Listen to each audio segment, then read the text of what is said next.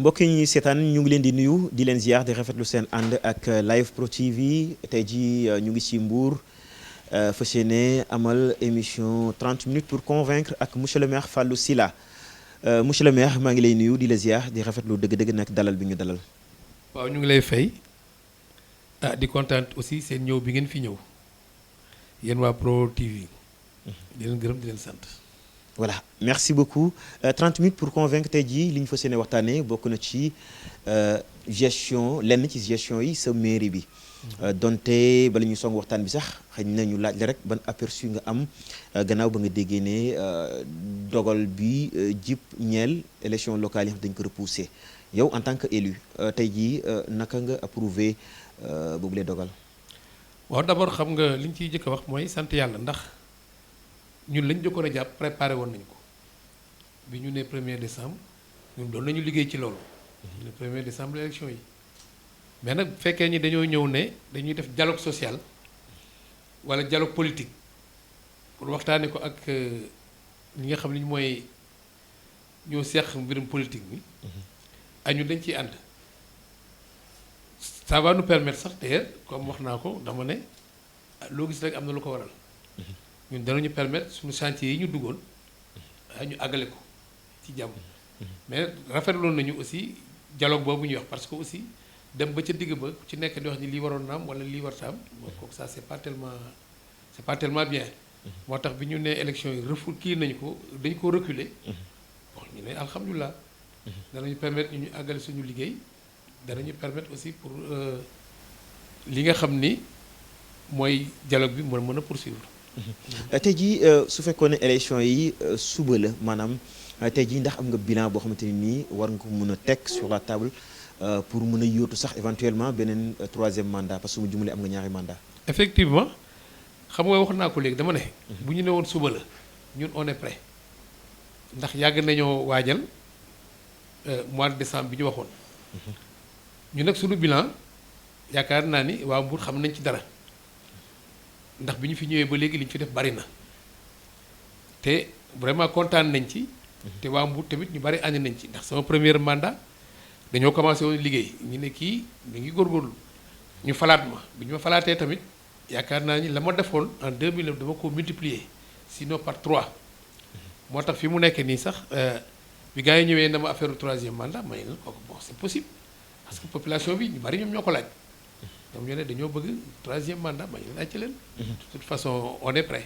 jàppoon ne monsieur le maire troisième mandat lu bari la est-ce que du ñaari mandat rek war na mun doy ci un élu. non xam nga loolu xam nga toujours damay wax ni bu ñu boolee ñu bokkul. xam nga affaire présidentielle la ñuy wax deuxième mandat troisième mandat mais fii Mbour. gis nañ fi ay 4 mandats 5 mandats. un maire bokkul ak un président de la république. président de la république dañoo wax lu leer dañu ne ñoom lii la ñuy def wala lii la ñuy def mais dañu ne le maire tant que le peuple. tant que la population de Mbour bëgg nañu on y va parce que aussi doo def lu baax continuer ñi def lu baax ñu ne lu baax nañ ko arrêté yaakaar naa loolu aussi yenuwul maanaam ñun yóbbuñu suñu bopp ñun dañuy toog di déglu population bi ne lii doy nañu acca ñu dem man leen acca ñu dem parce que bu ma demul refus lay doon te loo xam ne sama dëkk la dañ ko war a defar ñëpp war cee jàpp bon il faut qu'on y aille. d'accord est-ce que cela explique que ne yow rek yaa fa sës su fekkee ne dafa nekk zone boo xamante ni am na ay kàngam aussi ñu féete ci parti au pouvoir je rappelle que ne yow socialiste nga. si bannière ba nga duggee. yoo xam nga loolu. bii passé 23 candidats lañu 23 te ay gars yoo xam ni ñu ngi fii ay kàngam yu mag nekk ci dëkk bi mais kooku c'est légitime ndax ku ci nekk bëgg nga ne damay defar Mbour. kooku aussi dañ ciy ànd ak ñëpp parce que ñun rek nekkuñu fi mais nag comme ñun ñoo toog xam nga boo toogee.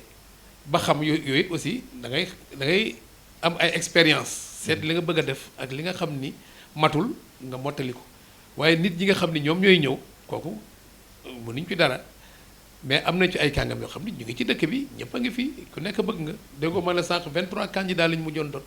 te ñoom ñëpp nag koo ci wax ma la mën naa diriger dëkk bi. et li ci gën a yéeme mooy que ni yow mi nekk socialiste aussi yow yaa ci génn jiite dëkk bi. waaw c'est-à-dire que ñun xam nga nag boo ko xoolee zone bi nag zone socialiste la. parce que fii depuis président Senghor. Ousmane Tanor Dieng jaar fi boo ko xoolee tout est socialiste. muy paa yeeg mag yeeg yëpp léegi sax la am ay changements parce que avec les générations futures ku ci nekk bon da ngay parti yi moo gën a bari ku ci nekk gën a dem mais booy wax base socialiste ici au Sénégal département de Mbour ngay wax. d'accord ñu ñëw ci commune bu Mbour est-ce que jafe na yore. waaw jafe na jafewul commune yëpp a jafe parce que on n'a pas les moyens de nos ambitions kooku amuñu ko parce que da ngay bëgg a def dara waaye moyens yi ñooy topp xam nga dëkk bu toll ni Mbour ñuy wax troisième ville du Sénégal bon bu ñuy wax affaire impôt on a du retard parce que bon fii damay wax toujours ne l'impôt est quérable da nga koy wëri te l'impôt devait être portable mais nit ñi ba léegi xam nga nag ak jamono ni mu naqaree mënoo nag ku nekk nga ne ko tey nga fay impôt wala ginnaaw suba nga fay impôt mais nag loo mën da ngay dem waxtaan ak population pour xam ne impôt yooyu ñuy joxe mooy développer dëkk bi te loolu aussi lu am solo la boo ko deful toujours da ngay am ay problème bon état mi ngi ciy jàpp parce que. ak ay programme oui état dafa yor ay programme yooyu nag du fépp la koy dugal parce que programme bi aussi y a des critères yi dañuy ñëw xool ndax lii leer na wala maire bi ni ñuy liggéeyee lan la wala yan point lañ ko war a mën a attribuer comme ça ñu mën cee dugg damay wax toujours ne gis nga temps yi passé PACASEN ñëw na fi dafa am ay critères yoo xam ni boo ko amul doo ci mën a bokk te ñun bon vraiment on fait partie des bons élèves parce que ñun waxuñu ko mais ñoom ñoo ko wax moo tax fi mu nekk nii am na lu ñuy jox loo xam ni ñu ci loolu lañ jàpp gën a sawar gën a mën a liggéey dëkk bi moo tax ma ñu la boo toogee ba commencé liggéey élection yi ñëw te li nga tàmbali woon am na lu des population bi ak yow sa bopp sax da ngay bëgg mu gën a yaatu pour la nga bëggoon bébét li nga doon bébét nga mottali ko pour mu am. monsieur le maire soo waxee PACASEN xel dafa daal dem si wàllum nettoyage ak yu ni mel tey jii naka nga gisee xar kanamu Mbour ci wàllu cet. waaw xam nga Mbour damay wax ni commune yu nekk Sénégal yëpp am problème mu cet président de la République sax wax na ko. zéro déchet la ñu bëgg. tout à fait. mais nag lu jafe la parce que d'abord il faut l'éducation population bi di waxtaan ak ñoom xam nga nit ñu bari dañuy wax ni mbedd Mbour la.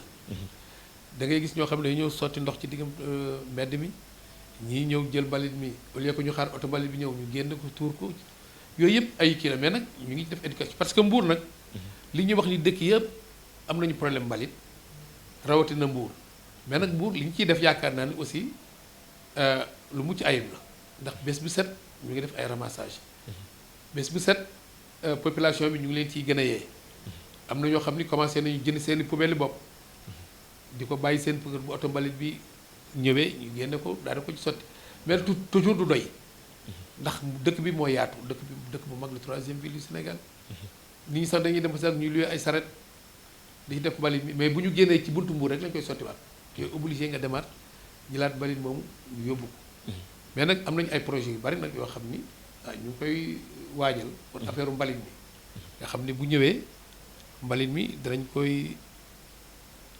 dañ koy am fu ñu koy dugal ñu lakk ko te loolu bu ñu ko defee mën nañ cee am électricité mën nañ cee am emploi mën nañ ci am lu bari te loolu yépp nag suñu xel a ngi ci. d'accord Mbour bokk na ci xar kanamu Sénégal ak réew mi nekk ville touristique tey jii est-ce que monsieur le maire jotul ca dëgg-dëgg nag nga gën a accompagner population bi surtout ci wàllu cet bi nga wax parce que dëkk nag aussi buñ koy ràññalee cet gi daf ciy am solo rawatina mu nekk ville touristique.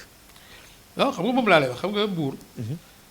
ville touristique la ba tax bu ñuy wax département bi sax la ñuy wax mais xam nga boo xoolee tourisme en tant que tel parce que Saly la mais Mbour la ñuy wax mais Mbour dama ne la chaque jour que Dieu fait nit ñaa ngi nettoyer bés bu set mais nee naa la ci éducation nit ñi la des xam nga boo ñëwee tey ci ngoon boo demoon tey léegi biir ville oto yaa ngi taxaw di nettoyer mais su bët setee bu ñu ñëwaatee da ngay gis ku taxaw jaay li ngay jaay pare jël mbali mi sànni ko ci tali bi mais loolu kooku ci éducation bi la parce que nag mënoo aussi chaque fois derrière chaque vendeur nga taxaw fa mu pare nga jël kii bi dem taxaw loolu kenn mënu ko ñun li ñu mën mooy fi mu nekk am nañu ay oto mbalit sax yuy ñëw yoo xam ni dañ koy renforcer avec la coopération am na yeneen oto mbalit yu ñëw pour war a mën a dugg ci yeneen quartiers yi parce que Mbour du biir dëkk bi rek yeneen quartiers yaa ngi fi te dañoo war a mën a liggéey te loolu lépp aussi ñu ngi ci bàyyi xel de toute façon comme ni nga ko waxee Mbour dëkku tourisme la tout à fait waaw dëkku pêche la mais dañoo am problème ndax Mbour centre ville bi booru géej la ne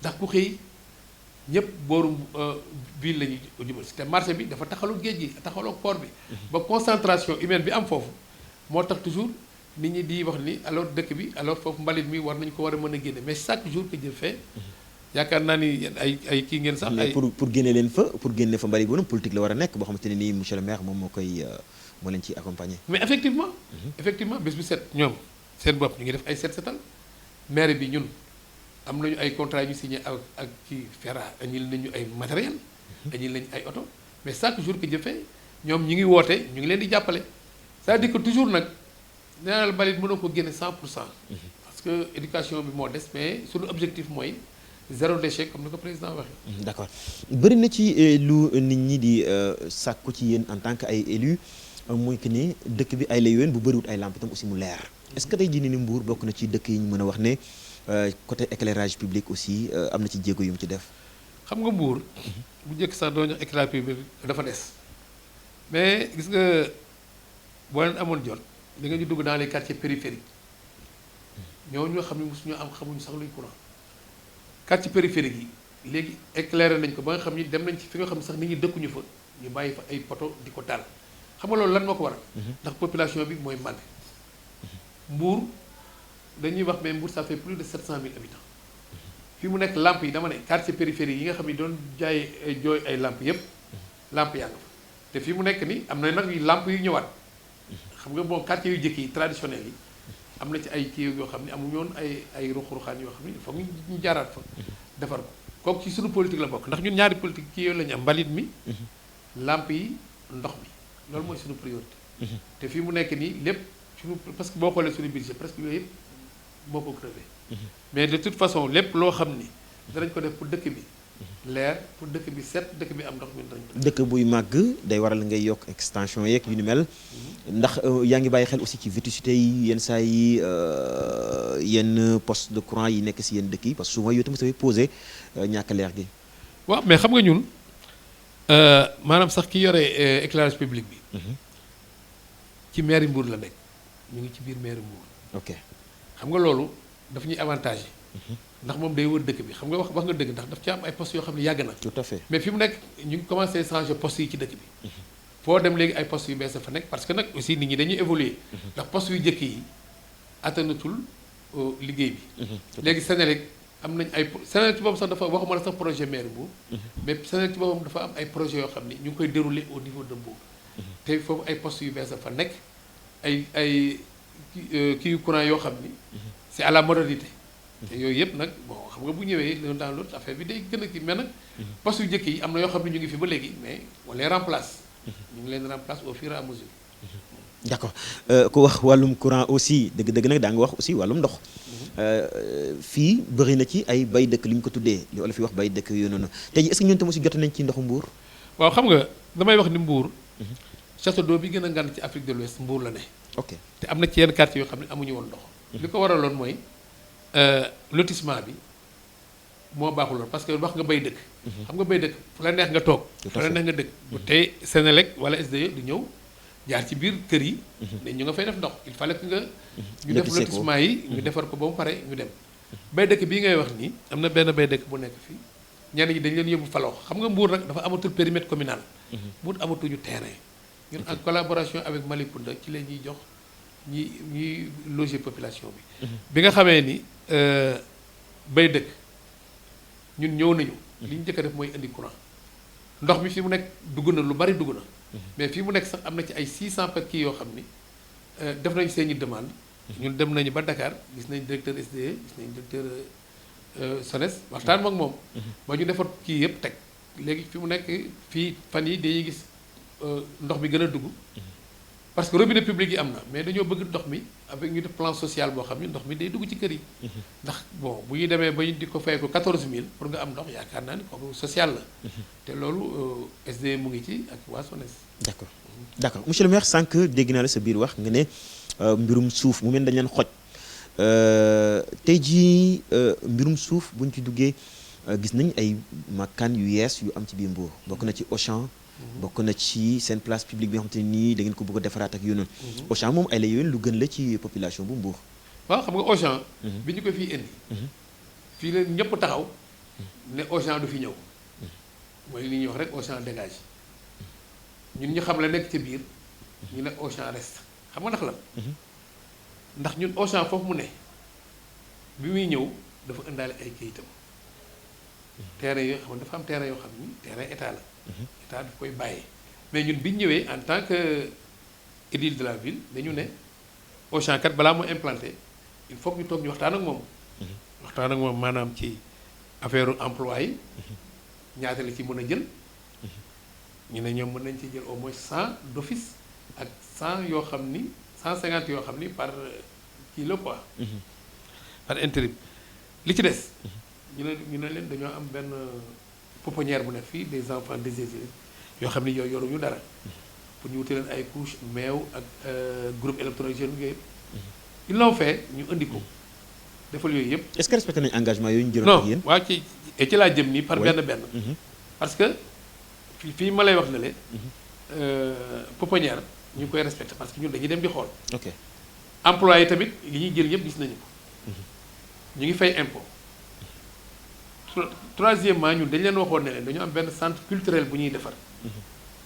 à hauteur de à peu près ay 450 millions.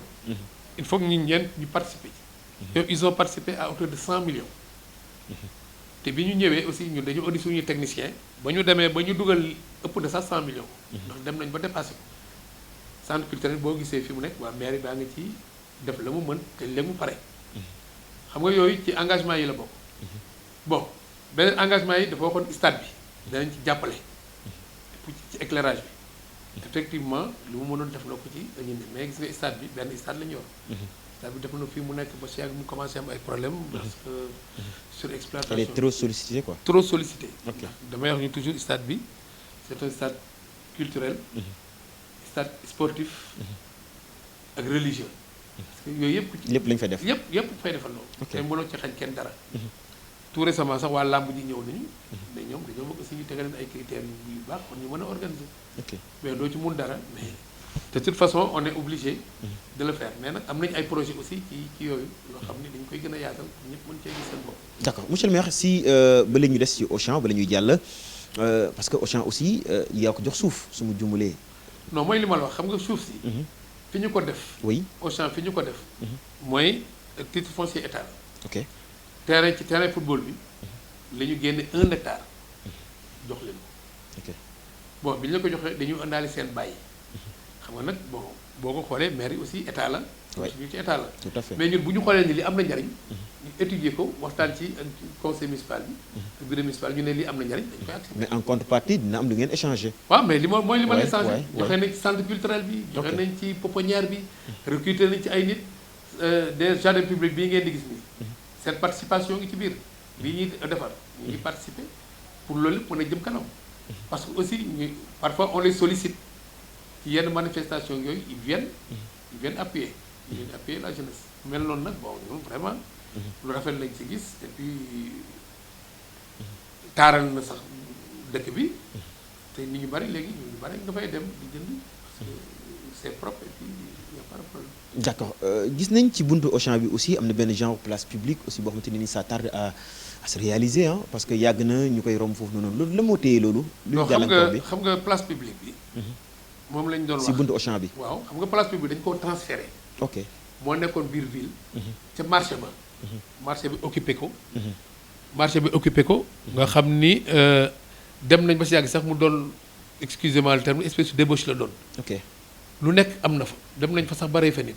ok léegi nag gars yi nag kii dañ koy jëlee changé ko yóbbu ko foofu moo indi woon suñu coow li sax ak yenn mouvement yi.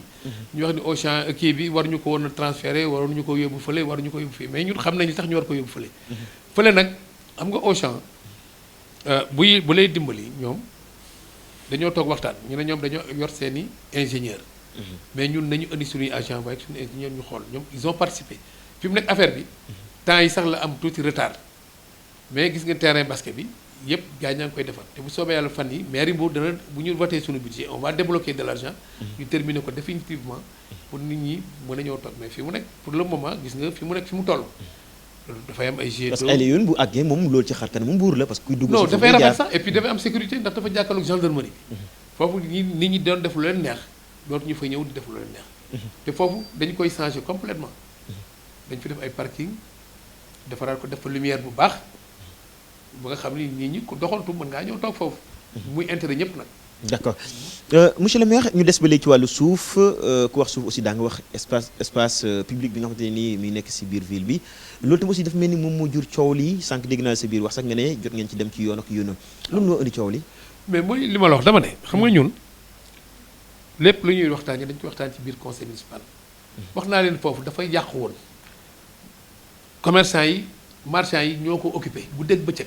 lal ci biir kenn mënu leen faa jële boo fa jàppee tey yóbbu ginnaaw suba ñeneen ñëw ñu ne bon léegi lan lañu war a def fii ñu ne fii li ñu mën a def mooy ñu délocaliser ko jël ko fii yóbbu ko conseil municipal bi ñëw ñu toog ñu waxtaan ci ay ñu lu wan ay 2 ans ba ñu demee ñu ne dañ koy délocaliser pour defar fële mais nag bi ñu nee wax dañ koy délocaliser amuñu moyen pour mën koo defar fële il a fallu ko ñu toog 2 ans après am benn promoteur bu ñëw proposé ne fii mën naa ko def mën nañ koo defar def ci ay cantine ak ay magasins yu mucc ayib commerçant yi nga xam ni ñoo fa doon ñëw wala borom kii ñu jox leen ko suivant des conditions yoo xam ni dañuy signer ay contrat ñoom ak kii ak contrat ak maire bi bi ñu ko waxee ñu ne lii njariñ a ngi ci conseil municipal bi d'accord ci ñu ànd ci léegi nag moo am ñu ñëw taxaw ne ñun d'accord uñu ci parce que ñun benn place bi la ñu am fii lañ ko bëgg a def te foofu dama ne kenn du fa yóbbu sa doom kenn du fa toog guddi ndax ko fa toog ñu agressé la ñu wax ni bon maire dafa war a def fii ay lampe boobu tam ñu toj ko ay 3 heures du matin 4 heures du matin dafa jegeen géej gi bu heure bu ñu fay ñëw doo xam ñan la police ñëw na fa ramasse fa gaa ñi dañoo jàpp ñu ne nag bon nañ fa def loo xam ne nag nit ñi mën nañ cee liggéey. est-ce que tam aussi bu ngeen fa defee ay cantine aussi dina am sécurité aussi. mais bien sûr parce que su fekkee que ne da ngeen ne du ngeen ko bàyyi noonu parce que wóorul ci wàllu sécurité jox ko ñoo xamante ne dañu fa cantine aussi dafa def ay marché. mais du cantine bu ndaw si ay kii la gis nga xam nga yaa ngi wax léegi affaire Auchan ne changé na dëkk bi. oui kii dafa am benn projet boo xam ni ay 2 niveaux la dañu koy defar dafa fa ay lampe parce que doo defar projet saa nga dafa sécurité. dégg nga te ñun léegi au niveau de la préfecture temps yi woote nañu benn place boo xam ni waa GMI ñoo fay ñëw GMI Mbour il faut mu am GMI parce que sécurité bi il faut que ñu renforcer ko lampe yi il faut que ñu defar ko xam nga ay tabax yoo tabax ñu defar ko am ay allées am ay lampe moo gën place boo xam ni da nga koy bàyyi ni guddi ku nekk am ci accès heure bu la neexee ñëw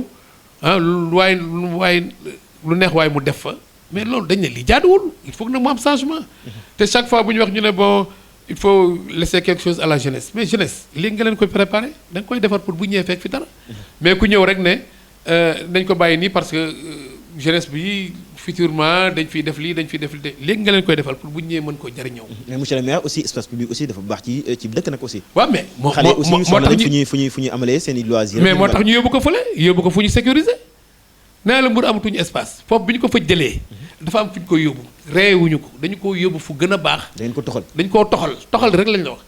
parce que fa mu nekkoon baaxul jaga géej gi def nañ ci ay film wane nañu ko. nit ñi di wax ni lii baaxul il a fallu ko ñu jam fa nit paaka ba mu faatu. léegi nag nit ñi soog a réagir mais il faut ñu réagir parce que nag aussi place publique boo xam ne place publique la te boo demee ay bànni nga fay fekk ay jaaykatu lu ne ñu ne fa borom ñaari tur yeeg lépp ba waa Mbour yëpp yëg ko. ñu waxtaan ceeg commerçant yi waxtaan ceeg population Mbour yi waxtaan ceeg ñëpp ba ñu ne lii bu ñu ko mënee amee feneen fu ñu ko def ñu def ko fa mais loolu lañ def. d'accord lan ngay tontu ci ñi ne monsieur le maire dafa jaay espace bi xaalis bu bari wala sax anam bi ñu ko joxee aussi jaarul yoon.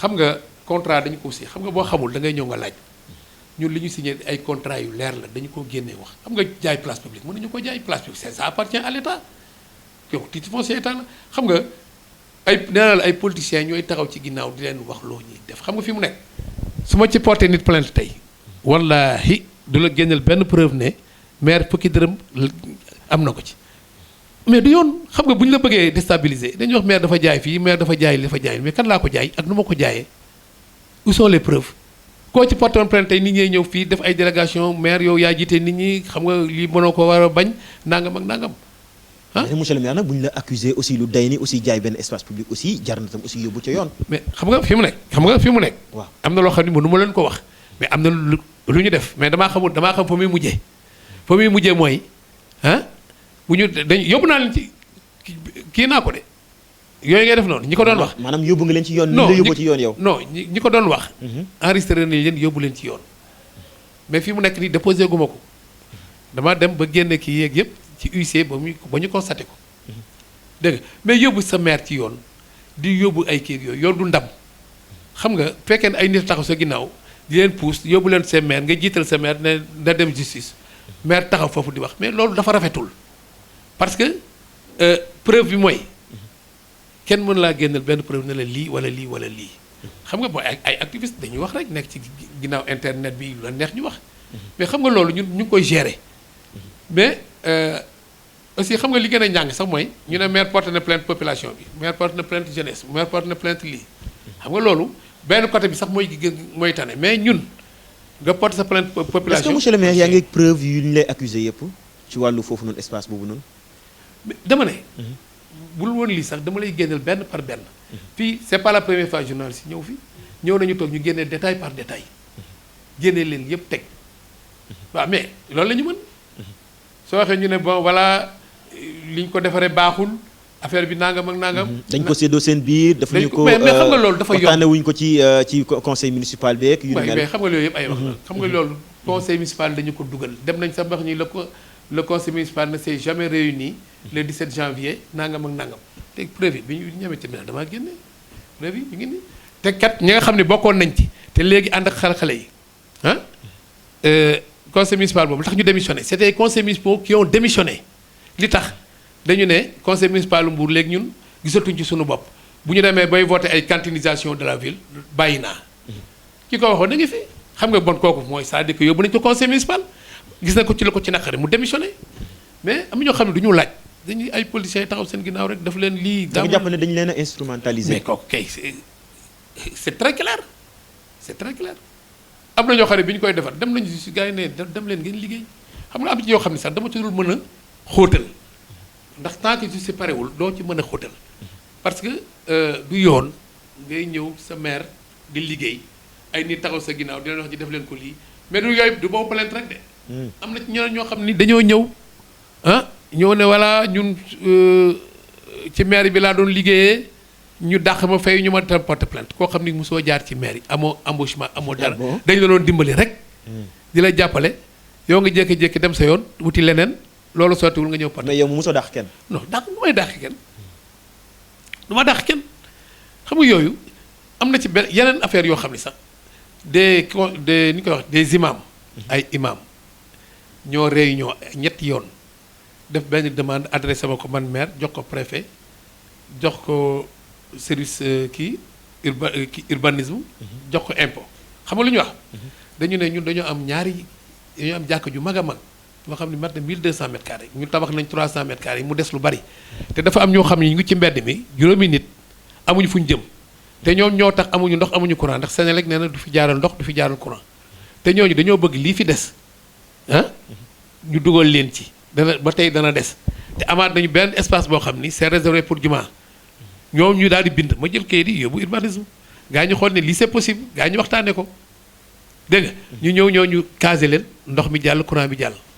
am ku jóge fee ci àll bi dox ni wàllu jàkka ji kenn waru koon laal dem porte plainte ñooñu fa ne te ñooñu bu ñu leen porte plainte man maay taxaw parce que ñun ñu la fa dugal mais ay cas ay détails yoo xam ni c'est la porte ouverte à tout le monde. léegi lu xew rek nga ni bon voilà. damay jàpp ni xëy na li ñu dese ci temps bi bëreetul da nga jàpp ne monsieur le maire Fallou Sylla mu nekk personne bu ñu ciblé pour beaucoup lu tax nga attaqué alors. mais attaqué bi dañoo bëgg a jël fii ma toog lañ bëgg moom lañ soxla rek te dañuy politique da ko bala ay 23 candidats bee passé ay 9 bii 23 ku ci nekk pour nga jéem a déstabiliser yaa ngi koy def mais ñun xam nga sama réponse mooy lan defar samay tali nit ñi di gis ma indi lamp yi nit ñi di gis. defar ay dispensaire defar ay école population baa ngi gis de ñi des nag da nga leen bàyyi ñuy wax rek yow ngay def li ngay def. monsieur le maire ñu koy gërëm di la sant bu bàyyi nga tàggoo.